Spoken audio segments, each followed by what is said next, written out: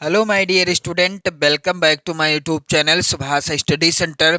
तो जितने भी मेरे प्यारे बच्चे कक्षा 10 के विद्यार्थी हैं और 5 मार्च 2024 को गृह विज्ञान विषय का पेपर देंगे। जी हाँ मेरे प्यारे बच्चों, यदि आपने गृह विज्ञान विषय को अनिवार्य विषय के रूप में चुना है तो यह वीडियो आप सभी के लिए है।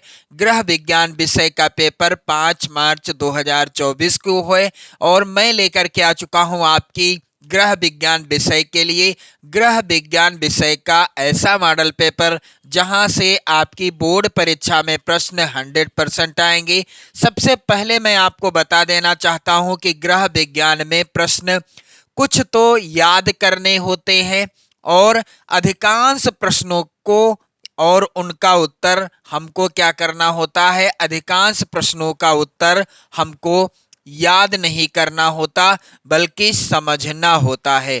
तो मेरे प्यारे बच्चों, आज के इस वीडियो में बिल्कुल कंप्लीट आपको मैं बताऊंगा कि कैसे आप गृह विज्ञान के प्रश्नों को, कौन से प्रश्न हैं, किस तरह के प्रश्न हैं जिन्हें याद करना होगा और किस तरह के प्रश्न हैं जिन्हें आपको समझना होगा। साथ ही मेरे प्यारे बच्चों, यदि आप इस मॉडल पेपर को तैयार कर लेते हैं तो आप ये मानकर चलिए मेरे प्यारे बच्चों कि आप 70 में 70 का स्कोर बिल्कुल आसानी से कर लोगे। तो मेरे प्यारे बच्चों, जैसा कि यहाँ पर आप सभी जानते हैं 930 है गृह विज्ञान विषय का कोड और इस मॉडल पेपर का कोड है 823 FZ। मेरे प्यारे बच्चों, 2024 गृह विज्ञान विषय का मॉडल पेपर है और आपको गृह विज्ञान में 3 घंटे 15 मिनट का समय मिलेगा। पेपर का पूर्णांक होगा मेरे प्यारे बच्चों 70 अंकों का। साथ ही मैं आपको बता देना चाहता हूं कि 15 मिनट आपको मिलेंगे पेपर को पढ़ने के लिए, यानी आपके पास कुल 3 घंटे का समय रहेगा। 15 मिनट का समय आपको मिलेगा पेपर पढ़ने का और 3 घंटे का समय मिलेगा आपको पेपर को सॉल्व करने का। तो मेरे प्यारे बच्चों, कुछ नोट के अंतर्गत यहाँ पर और भी निर्देश है। चलिए, पहला है यहाँ पर सभी प्रश्न अनिवार्य हैं, यानी आपको सभी प्रश्नों को सॉल्व करना है। प्रत्येक प्रश्न के निर्धारित अंक उसके सम्मुख अंकित हैं और प्रश्न पत्र के 2 खंड हैं। खंड का में बहुविकल्पी प्रश्न हैं तथा खंड खा में अति लघुत्तरीय प्रश्न, लघुत्तरीय प्रश्न तथा दीर्घोत्तरीय 3 प्रकार के प्रश्न हैं और उनके उत्तर हेतु निर्देश प्रत्येक प्रश्न के पहले दिए गए हैं कि कौन से प्रश्न का उत्तर आपको करना है, कौन से प्रश्न का उत्तर आपको नहीं करना। मेरे प्यारे बच्चों, सबसे जरूरी बात मैं आपको बता देना चाहता हूं और वो ये है, यहाँ पर आप लोग ध्यान दीजिएगा मेरे प्यारे बच्चों, सभी प्रश्न अनिवार्य हैं, सभी प्रश्न अनिवार्य हैं और जो खंड का के अंतर्गत बहुविकल्पी प्रश्न हैं इनकी संख्या है मेरे प्यारे बच्चों 20। प्रत्येक प्रश्न है 1 नंबर का और इस तरह से इन प्रश्नों का उत्तर आप जब OMR शीट में सही तरीके से भरेंगे और सही उत्तर भरेंगे तो आपके पूरे पूरे ये 20 नंबर पक्के हो जाएंगे। मेरे प्यारे बच्चों, जो खंड का के अंतर्गत वस्तुनिष्ठ अर्थात बहुविकल्पी प्रश्न है जिसके लिए निर्धारित हैं 20 अंक, प्रत्येक प्रश्न है 1 नंबर का, कुल 20 प्रश्न है, 20 नंबर के प्रश्न हैं। बहुविकल्पी प्रश्न यहाँ पर आप लोग ध्यान दीजिएगा, पहले निर्देश यहाँ पर दिया गया है मेरे प्यारे बच्चों, प्रश्न संख्या 1 से 20 बहुविकल्पी हैं। निम्नलिखित प्रश्नों में प्रत्येक के 4-4 वैकल्पिक उत्तर दिए गए हैं, उनमें से सही विकल्प चुनकर उन्हें क्रमवार OMR उत्तर पत्रक में भरिए। आपको उत्तर कहां पर भरना होगा? OMR शीट में भरना होगा। तो चलिए मेरे प्यारे बच्चों, पहला प्रश्न है जिसको आपको बिल्कुल याद नहीं करना। क्यों? क्योंकि प्रश्न ही ऐसा है जिसको आपको सिर्फ समझना है, इसके उत्तर को समझना है। जैसा कि मैंने आपको बताया भी है मेरे प्यारे बच्चों, पारिवारिक बजट बनाने का उद्देश्य क्या है? तो यहाँ पर आप लोग ध्यान दीजिएगा, पारिवारिक बजट बनाने का उद्देश्य क्या है? क्या आय का ज्ञान करना, या बचत करना या व्यय पर नियंत्रण या उपर्युक्त सभी। तो यदि हम पारिवारिक बजट बनाते हैं तो इसका उद्देश्य क्या है, यानी यह बजट क्यों बनाया जाता है, इसका लक्ष्य क्या है, इसकी क्या आवश्यकता है। मेरे प्यारे बच्चों, पारिवारिक बजट बनाने का उद्देश्य या इसकी आवश्यकता इसलिए होती है, इससे हमें आय का ज्ञान हो जाता है कि कितनी आमदनी हमने की और कितना हमसे खर्च हुआ। मेरे प्यारे बच्चों, दूसरा बचत करना। पारिवारिक जब बजट आप बनाएंगे तो आप बचत भी करेंगे, क्योंकि मान लीजिए आपकी आमदनी है 10,000 रुपए और आप खर्च कर रहे हैं 12,000 रुपए। पारिवारिक बजट आपने नहीं बनाया है तो इससे आपका नुकसान होने वाला है। इसलिए पारिवारिक बजट बनाने से हम बचत भी कर सकते हैं। और दूसरा, व्यय पर नियंत्रण। अपने व्यय यानी खर्चों पर भी नियंत्रण कर सकते हैं। किसके द्वारा? पारिवारिक बजट बनाने से जो व्यय होता है अर्थात जो अनावश्यक खर्चे होते हैं उस पर भी नियंत्रण कर सकते हैं। तो पारिवारिक बजट बनाने का उद्देश्य क्या है? आय का ज्ञान हो जाएगा, बचत करना सीख जाएंगे और जो अनावश्यक खर्च हैं उनको भी हम नियंत्रित कर लेंगे। यानी यहाँ पर उत्तर होगा उपर्युक्त सभी। मेरे प्यारे बच्चों, प्रश्न मैंने आपको बिल्कुल डिटेल में बताया है ताकि आपको समझ में आ जाएगा, तो आपको रटना नहीं पड़ेगा इस प्रश्न का उत्तर। दूसरा प्रश्न है मेरे प्यारे बच्चों, किसान विकास पत्र योजना। और मैं आपको बता दूं कि ये सभी प्रश्न आप लोग रट लेना, यहां से प्रश्न आपकी बोर्ड परीक्षा में 100% पूछे जाएंगे। किसान विकास पत्र योजना है क्या? जीवन बीमा की योजना है। दूसरा है विकल्प डाक खाने की। तीसरा विकल्प है बैंक की। चौथा है विकल्प इनमें से कोई नहीं। तो किसान विकास पत्र किसकी योजना है? इसका उत्तर होगा मेरे प्यारे बच्चों, किसान विकास पत्र डाक खाने की योजना है। किसकी? डाक खाने की योजना है। प्रश्न संख्या 3 वेरी वेरी इंपॉर्टेंट है। वैक्यूम क्लीनर का प्रयोग किया जाता है कहाँ? धातुओं को चमकाने के लिए या फर्नीचर को पॉलिश करने के लिए,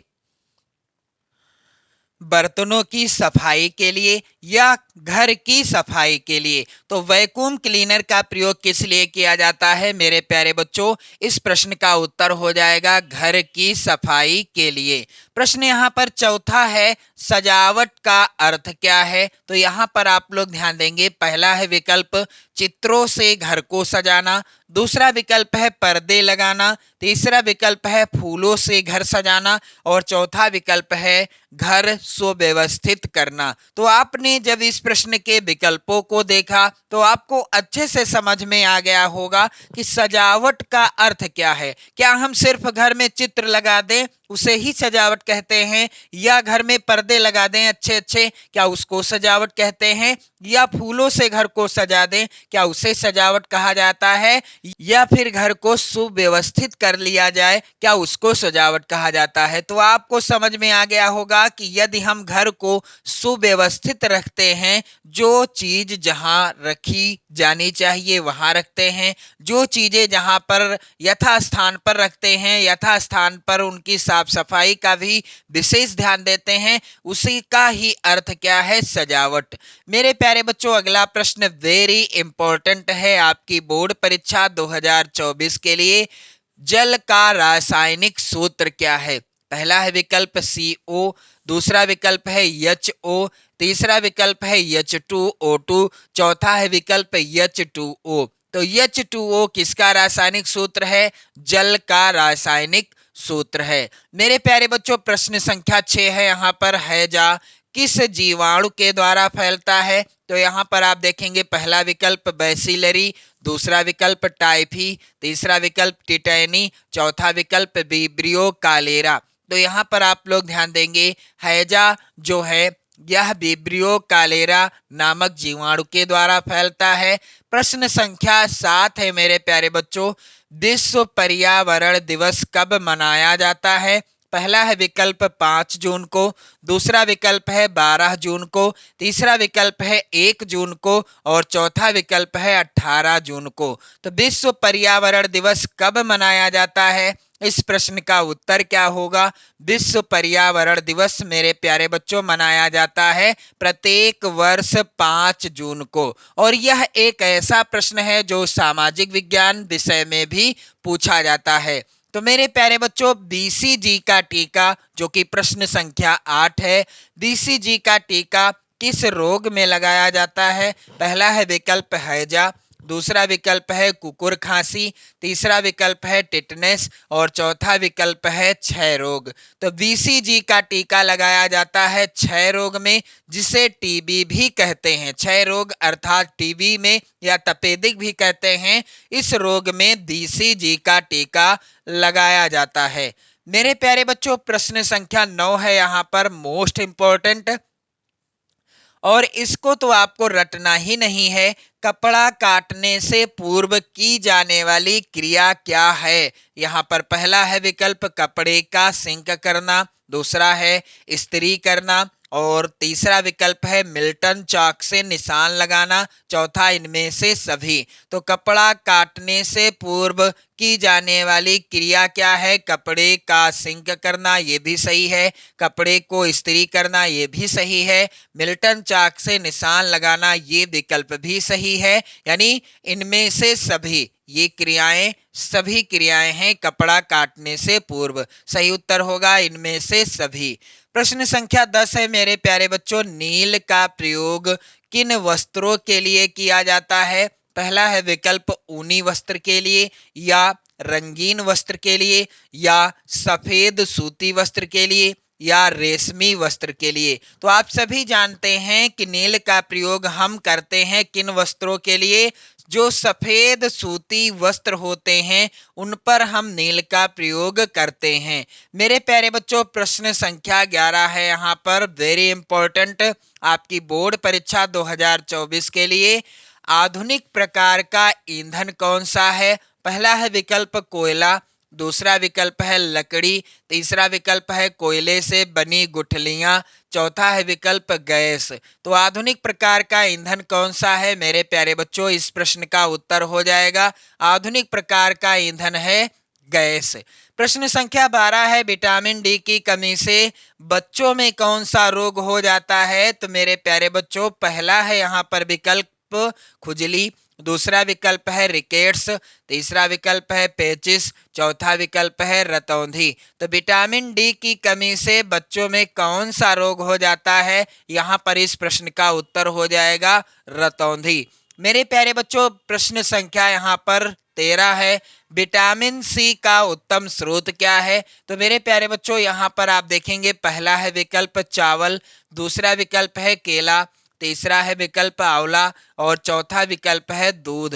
तो विटामिन सी का सबसे अच्छा और सबसे उत्तम स्रोत क्या है? यहाँ पर उत्तर होगा आंवला या खट्टे फल, क्योंकि विटामिन सी खट्टे फलों में सबसे प्रचुर मात्रा में पाया जाता है। मेरे प्यारे बच्चों, प्रश्न संख्या यहाँ पर है 14, रोगी का भोजन कैसा होना चाहिए? यहाँ पर आप लोग ध्यान देंगे, प्रश्न संख्या 14 है, रोगी का भोजन कैसा होना चाहिए? विकल्प इस प्रकार से हैं इस प्रश्न के।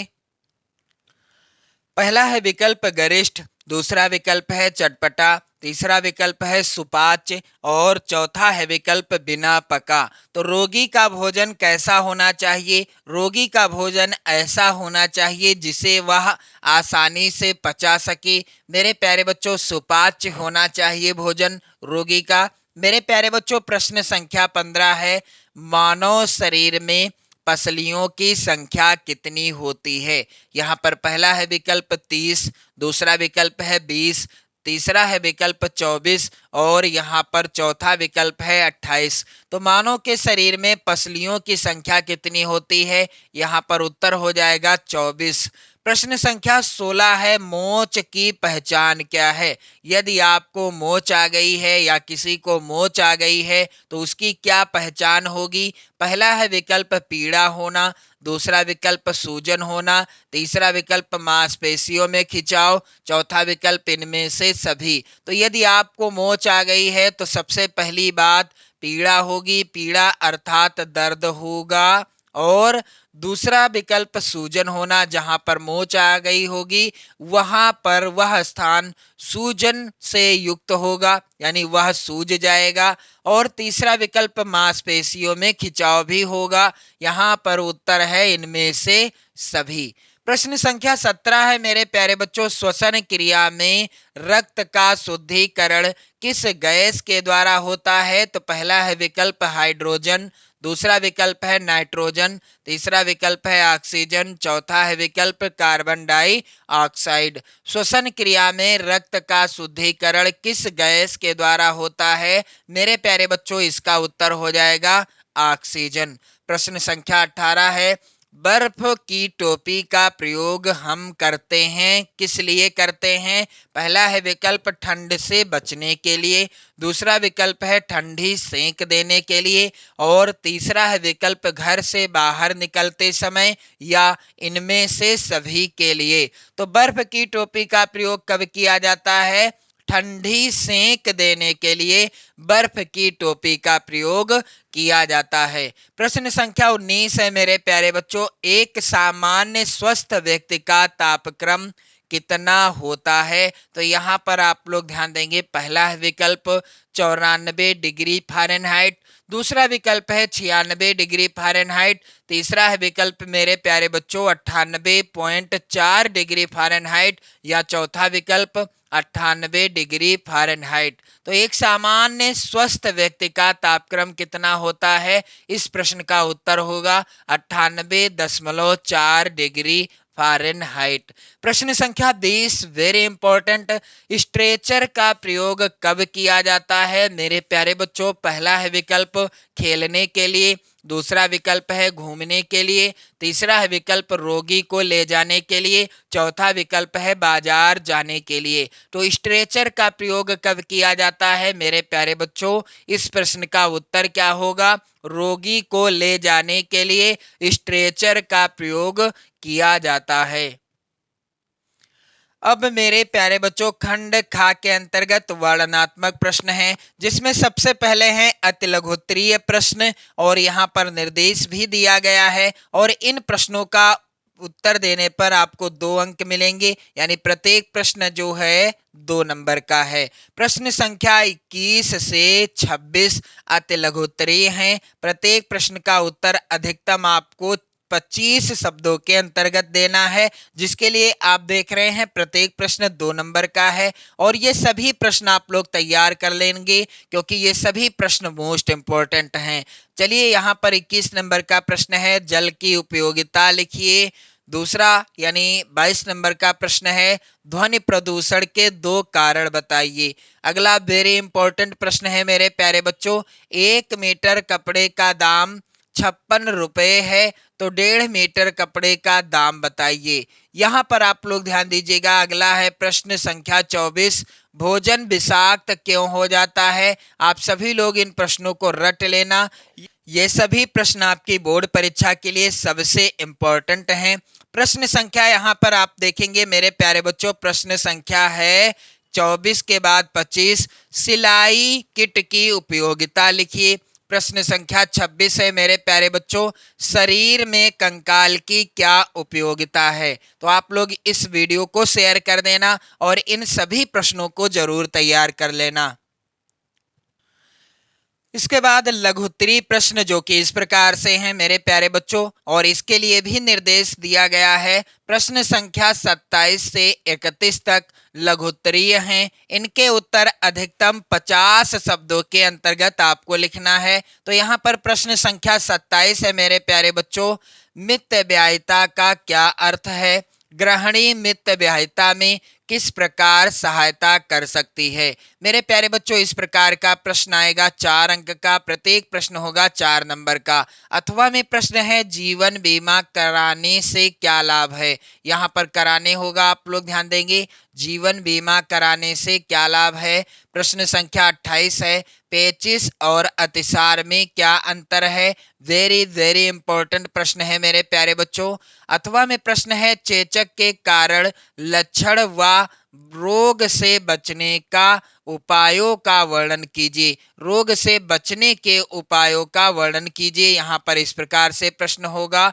अथवा में प्रश्न है मेरे प्यारे बच्चों, यहाँ पर आप लोग ध्यान देंगे, कपड़ा काटते समय किन बातों को ध्यान में रखना चाहिए। यहाँ पर आप देखेंगे प्रश्न अगला है, यहाँ पर प्रश्न संख्या 30, अस्थि भंग में क्या प्राथमिक उपचार करना चाहिए। और अथवा में प्रश्न है, रोगी को भोजन देते समय किन बातों को ध्यान में रखना चाहिए। यहाँ पर आप लोग ध्यान देंगे, प्रश्न संख्या 31 है, भोजन पकाने के उद्देश्य बताइए। और अथवा में प्रश्न है यहाँ पर, कृत्रिम श्वास क्रिया किसे कहते हैं। कृत्रिम श्वास क्रिया किसे कहते हैं। मेरे प्यारे बच्चों, इसके बाद आप देखेंगे दीर्घोत्तरीय प्रश्न जो कि इस प्रकार से हैं, और उसके पहले यहाँ पर निर्देश दिया गया है।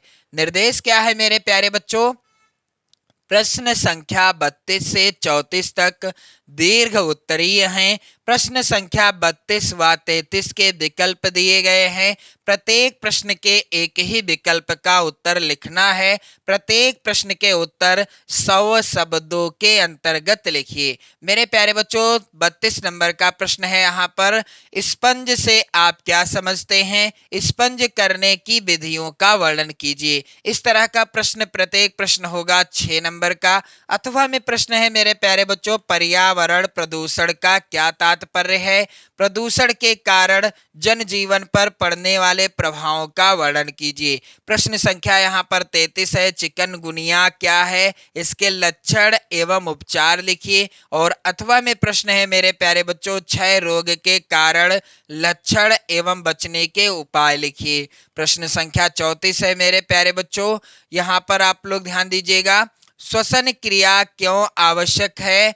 फेफड़ों में रक्त के शुद्धिकरण की प्रक्रिया समझाइए। प्रत्येक प्रश्न 6 अंक का है। तो इसी पैटर्न पर आएगा आपका पेपर 5 मार्च को गृह विज्ञान विषय का। मेरे प्यारे बच्चों, वीडियो को शेयर कर देना, लाइक कर देना। चैनल पर यदि आप नए हैं तो चैनल को भी सब्सक्राइब कर लेना। धुआंधार बोर्ड परीक्षा की तैयारी करने के लिए गृह विज्ञान, सामाजिक विज्ञान और चित्रकला विषय की, तो आप लोग चैनल को जरूर सब्सक्राइब कर लीजिएगा। पढ़ते रहिए, मस्त रहिए, स्वस्थ रहिए। जय हिंद।